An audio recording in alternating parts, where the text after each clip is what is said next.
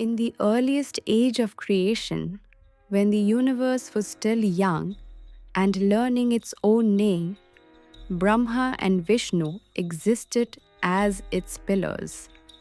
Brahma created endlessly. Worlds bloomed from his thoughts. Beings rose from his birth. Time took shape under his command. Vishnu preserved what was born, holding existence steady so it would not tear itself apart. Together, they governed all that lived. And yet, something was missing. They ruled creation, but they did not know its source. As ages passed, pride slowly took root. Brahma looked upon his creations and felt unmatched. Vishnu looked upon the order he maintained and felt eternal. One day, words were exchanged, quiet at first, then sharper, heavier. "I am the origin," Brahma said, "and I am the foundation," Vishnu replied. Their voices echoed through the cosmos, and the universe itself seemed to listen. Then, without warning, the space between them split open. From nothing rose a pillar of fire. It had no beginning, it had no end. It burned without consuming. The heavens fell silent. The pillar did not roar, it did not move. It simply was, stretching infinitely upward and downward, piercing all realms at once. Its light was unbearable, yet irresistible. Brahma and Vishnu stood stunned. "What is this?" Brahma whispered. Before Vishnu could answer, a realization struck them both. This presence dwarfed everything they knew. Determined Brahma spoke first. "If this pillar has an end, I will find its summit." He took the form of a swan and flew upward.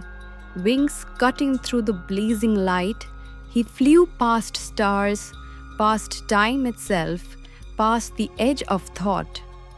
Ages passed, but the summit never came. Far below, Vishnu transformed into a boar and plunged downward. He dug through the worlds, through darkness older than creation, through silence untouched by sound.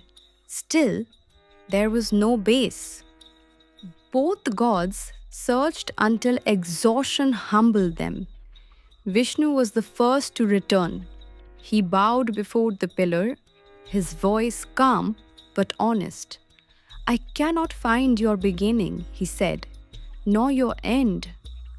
Brahma returned later, his pride wounded by failure. Along his journey, he encountered a falling Ketaki flower drifting down from the heights. In desperation, Brahma seized it.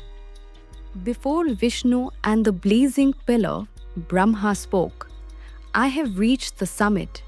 This flower bears witness." The moment the lie left his lips, the fire changed. The pillar split open. From within it emerged Shiva, ash-covered, serene, vast beyond form. The fire softened around him, as if recognizing its own source. Shiva's eyes opened, not in anger, but in absolute clarity. "Truth sustains creation," he said quietly. "Falsehood fractures it." He turned to Vishnu, who remained bowed.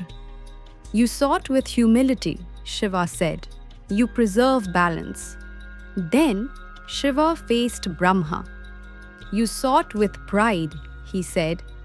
"You create forms, but truth is formless." The Ketaki flower fell to ash. Shiva cursed it, never to be worshipped. Brahma's role was diminished, not erased, but restrained. The pillar dissolved into stillness. Before them remained the Lingam, not a body, not a symbol of flesh, a mark of the infinite.